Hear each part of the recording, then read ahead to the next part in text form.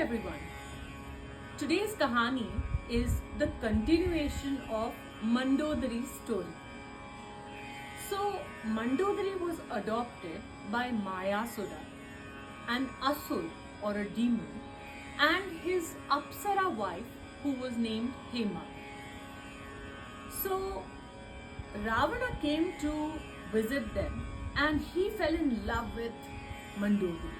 He was so enticed by her beauty that he insisted on marrying her. And Mandodari felt that he was such a great, valiant warrior and so unique and also a Shiv Bhakt.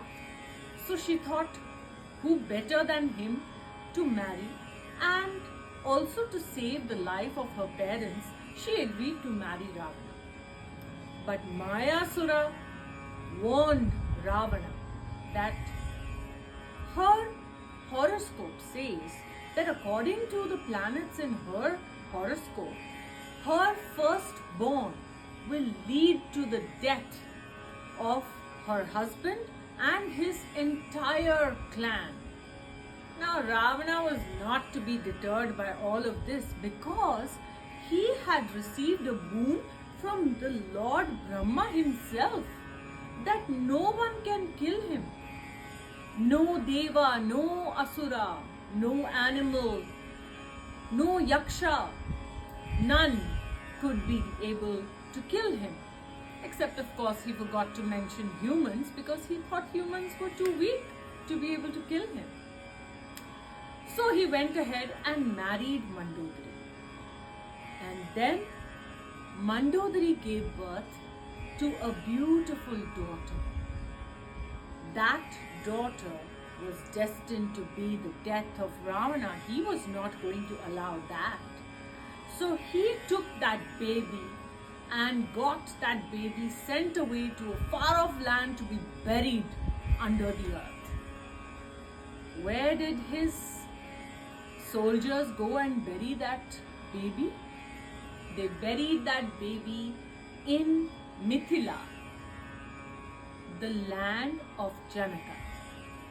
And so from there, the king Janaka, while he was doing an annual harvesting ritual of tilling the land, he hit a box, and when he opened it, he found this beautiful baby girl whom he adopted and named Sita.